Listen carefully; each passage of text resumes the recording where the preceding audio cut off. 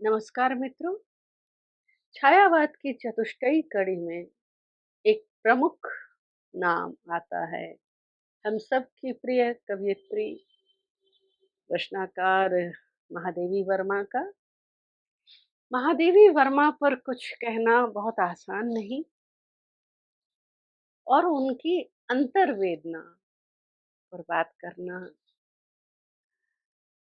बहुत कुछ उनके भीतर उतरने के बराबर होता है। और सन 2010 में एक संगोष्ठी में जब मुझे उनके ऊपर बात करनी थी, तब महादेवी जी के साथ मैंने यात्रा शुरू की और फिर जो मैंने अनुभव किया वह एक आलेख के रूप में श्रोतागण के सामने आया और बाद में केंद्रीय हिंदी निदेशालय की ओर से अनुमोदित मेरी पुस्तक, मेरा आलोचना संग्रह हिंदी साहित्य के पुरोधा का अंग बना।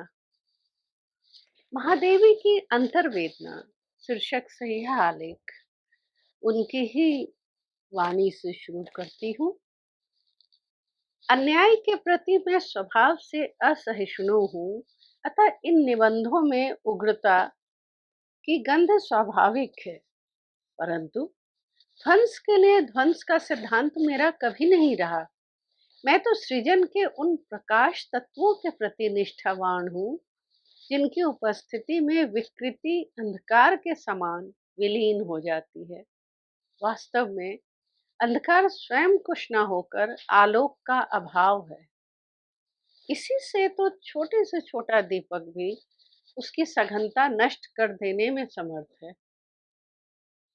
निबंध संग्रह श्रृंखला की कड़ियां की भूमिका में अभिव्यक्त महादेवी के ये कथन सजग स्त्री चेतना का प्रमाण देते हैं, जबकि महान आलोचक नंद दुलारे वाजपेयी की दृष्टि में महादेवी का अनुभूति जगत इतना सीमित और वायवीय है कि वह सामाजिक जीवन की अनुभूतियों तक अपना विस्तार नहीं पाता।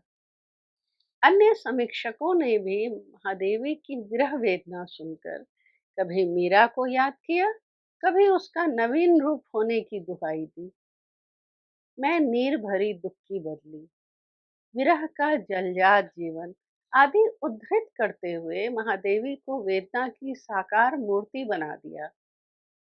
किंतु पद्य के साथ साथ महादेवी के गद्य से परिचित पाठकों को क्या यह सोचकर हैरत नहीं रही होगी कि अपने रेखा चित्रों के माध्यम से पशु पक्षी और उपेक्षित वर्ग के व्यक्तियों को नायकत्व प्रदान करने का साहस उस समय केवल महादेवी ने किया।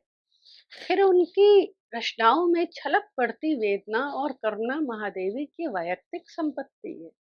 अंतर्वेदना जिसकी कचोट को अनुभव किया जाना एक बात है और हूबहू व्यक्त कर पाना दूसरी बात। अंतर्वेदना को यथावत अभिव्यक्ति का जामा पहना पाना संभव भी नहीं। महादेवी की कविता में छलकती अंतर्वेदना उसके स्वत्व को उजागर करती है या समाज को। उनके निकटतम व्यक्तियों के अनुसार महादेवी ठठाकर हंसती थी। फिर उनके पद्य वेदना से पूरित क्यों? संभवतः छायावाद ने स्त्रियों की सामाजिक दुर्दमनीय स्थितियों से उभरी वेदना को कवयित्री की वैयक्तिक वेदना बना दिया, जैसे कि प्रसाद रचित आंसू और निराला रचित सरोज स्मृति। श्रृंखला की कड़ियां की भूमिका में महादेवी के कथन भारतीय नारी भी जिस दिन अपने संपूर्ण प्राण वेग से जाग सके, उस दिन उसकी गति रोकना किसी के लिए संभव नहीं। उसके अधिकारों के संबंध में यह सत्य है कि वे भिक्षावृत्ति से ना मिले हैं ना मिलेंगे, क्योंकि उनकी स्थिति आदान प्रदान करने योग्य वस्तुओं से भिन्न है। ये वाक्य यह इंगित करते हैं कि उनकी वेदना स्त्री होने की वेदना थी।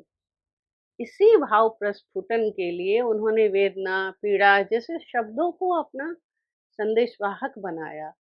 किंतु उनके काव्य को रहस्यवाद की चाशनी में डुबोकर परोसने वाले आलोचक ऐसा नहीं समझते।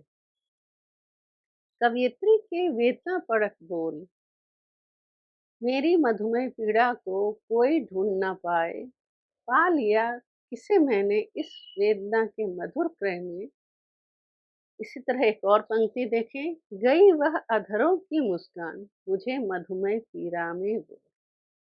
पीड़ा सुख अनुभूति नहीं दे सकती, ये स्थूल अर्थ में सटीक है, किंतु मध्यकालीन काव्यों में अमिट आह्लाद के साथ मर्मांतक पीड़ा के भाव व्यक्त हुए हैं। कविवर घनानंद ने इसे दुहेली दशा कहा। निपट कठोर ये ही ऐंचत ना आप और, लाडिले सुजान सो दुहेली दशा को कहे। कबीर कहते हैं, मन प्रतीत ना प्रेम रस, ना इस तन में ढंग, क्या जाने उस पीव सू, कैसे रहसी संग। प्रसाद ने प्रेम को हलाहल और सुधा एक साथ माना। तेरा प्रेम हलाहल प्यारे, अब तो सुख से पीते हैं, विरह सुधा से बचे हुए हैं, मरने को हम जीते हैं।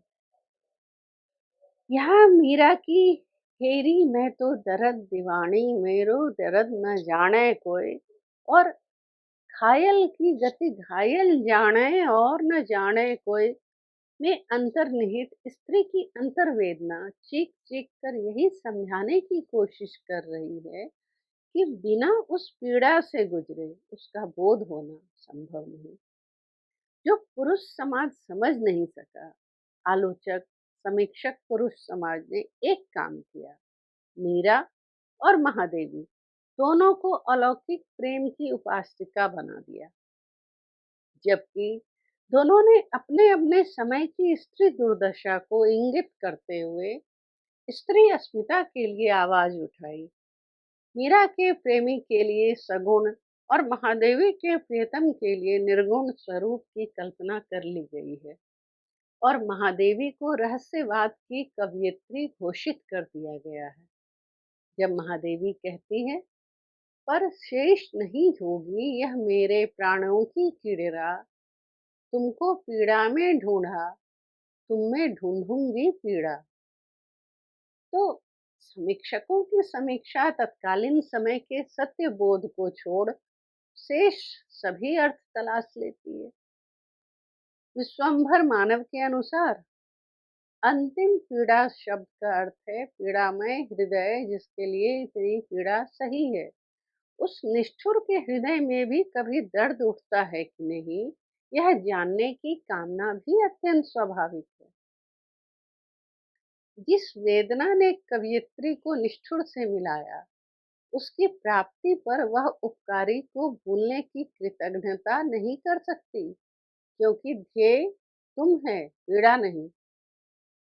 दूसरी ओर गणपति चंद्रगुप्त के अनुसार प्रेम रहित या प्रणय विमुख प्रियतम से किसी प्रेमिका को आनंद कैसे प्राप्त हो सकता है। इस संदर्भ में सत्यपाल चुघ के विचार हैं, अवश्य ही वेदना उनको प्रिय भी है, और इसका उनके जीवन दर्शन से अनिवार्य रूप से संबंध भी है। तो क्या जो बात किसी को प्रिय हो वही उसका जीवन दर्शन भी होगी? ऐसा आवश्यक तो नहीं, किंतु महादेवी जैसी परिपक्व बुद्धिशीला महिला के लिए आवश्यक है, क्योंकि हम उनसे किसी सस्ती भावुकता की आशा नहीं कर सकते। और फिर कितनी ही कविताओं में वेदना साध्य बन गई है। तो क्या चुघ महोदय यह कहना चाहते हैं कि अलौकिक प्रेम पूज्य और लौकिक प्रेम त्याज्य है, या कि उसमें केवल सस्ती भावुकता ही स्थान पा सकती है, या यह भी कि महादेवी का स्त्री हृदय कभी प्रेम के लिए धड़का ही ना होगा? जहाँ प्रेम होता है वहाँ सस्ती भावुकता नहीं होती। जहाँ सस्ती भावुकता पराश्रय पा लेती है वहाँ प्रेम प्रकर्ष प्राप्त ही नहीं कर सकता।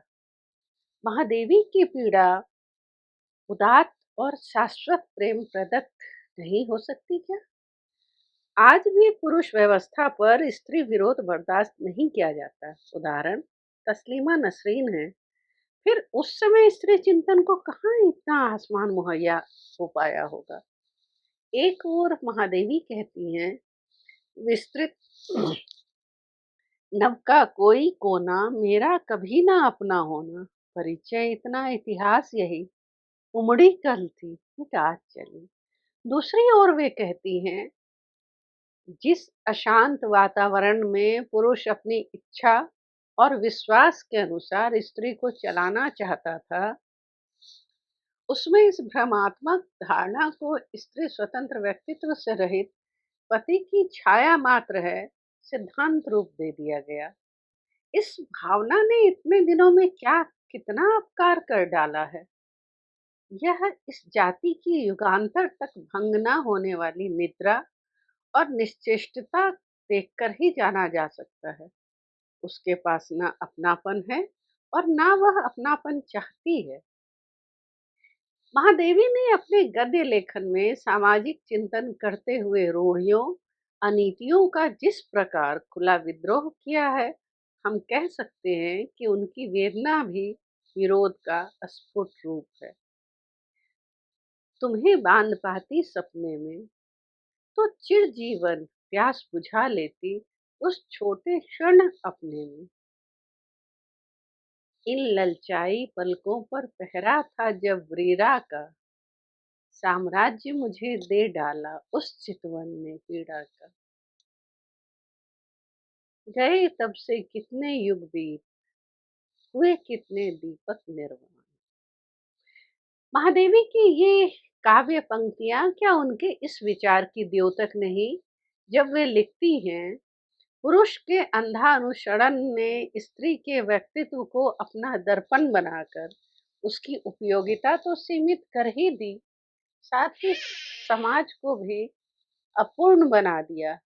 यह भी कि स्त्री पुरुष के प्राकृतिक मानसिक वैपरीत्य द्वारा हमारा समाज सामंजस्यपूर्ण और अखंड हो सकता है, उसके बिंब प्रतिबिंब भाव से नहीं। उससे समाज का दृष्टिकोण एकांगी हो जाएगा तथा जीवन की अनेक रूपता का वास्तविक मूल्य आंकना असंभव। गौर करें तो पाएंगे कि समकालीन स्त्रियों की भांति महादेवी भी परंपरा और आधुनिकता की संक्रांति से गुजर रही थी, जहां एक ओर रूढ़िग्रस्त परंपराओं, नियत मान्यताओं और बेड़ी बने संस्कारों से मुक्त होने के लिए छटपटाहट थी, दूसरी ओर स्त्री की चिरकालीन पीड़ा, जिसे युगों से सहती आई आम स्त्रियों ने नियति मान लिया, को वो चिन्हित करती चलती हैं। अब्राह्मण स्त्री होने के कारण उन्हें काशी हिंदू विश्वविद्यालय में वेदों का अध्ययन करने से मनाही हो गई, किंतु तब भी उन्होंने भारतीय वाङ्मय के महत्वपूर्ण ग्रंथों का अध्ययन किया। उनके विचारों में नव जागृति के दर्शन होते हैं। उन्होंने कलम को हथियार बनाकर चेतना का शंख फूंका। स्मृति की रेखाएं और अतीत के चलचित्र में स्त्री दुर्दशा के विरोध में ही उन्होंने बाल विधवा, परित्यक्ता और वेश्या जैसे चरित्रों को मुखर किया। क्या समाज की ऐसी सजग नेत्री को रहस्यवाद के आवरण में लपेट देने से बात खत्म हो जाएगी? क्या काव्य में प्रस्फुटित वेदना के स्वर व्यापक अर्थ पा सकेंगे? महादेवी ने स्त्री सुलभ गुणों, कोमलता, करुणा, दया, संवेदना आदि का कहीं भी विरोध नहीं किया, किंतु स्त्री चार दीवारी में कैद रहकर अपनी दुनिया की सीमा पति और बच्चे की सेवा तक मान बैठे, यह उन्हें मंजूर न था। उन्होंने माना कि स्त्री में शारीरिक और मानसिक दोनों ही प्रकार की शक्तियों का ऐसा सामंजस्य है जो उसे कहीं भी उपहासास्पद बनने नहीं देगा। कोई भी व्यक्ति भावना और विचार के परस्पर सामंजस्य से अपना व्यक्तित्व औरों से अलग बनाता है। ऐसी स्थिति में केवल भावना या केवल प्रज्ञा के आधार पर व्यक्तित्व का निर्धारण उचित नहीं। काव्य में कवियत्री की भावना, उसकी संवेदना स्व में प्रस्फुटित दिखती है, किंतु इसका अर्थ यह नहीं कि वे लौकिक समाज के तत्कालीन राजनीतिक या सामाजिक परिप्रेक्ष्य से पूर्णतया अनभिज्ञ रहीं। इसलिए यह निर्णय सुना देना कि वे अलौकिक प्रियतम के विरह में काव्य रचती रहीं, जो बहुत क्लिष्ट या दुर्बोध है, या कि वर्णित अंतर्वेदना उनकी व्यक्तिगत है, अनुचित है। यह तो छायावाद की विशिष्टता रही है। अपने गद्य लेखन के विषय में उन्होंने स्वयं कहा है, विचार के क्षणों में मुझे गद्य लिखना ही अच्छा लगता रहा है, क्योंकि उसमें अपनी अनुभूति नहीं, बाह्य परिस्थितियों के विश्लेषण के लिए भी पर्याप्त अवकाश रहता है। किंतु इससे उनके पद्य में समाहित समस्त भावों व विचारों को संकुचित परिदृश्य में रखकर नहीं देखा जा सकता। सुप्रसिद्ध आलोचक डॉक्टर रामविलास शर्मा ने महादेवी को आस्था और सौंदर्य की कवयित्री के रूप में व्याख्यायित किया। उन्होंने महादेवी वर्मा के व्यक्तित्व की परिचायक इन पंक्तियों को माना है।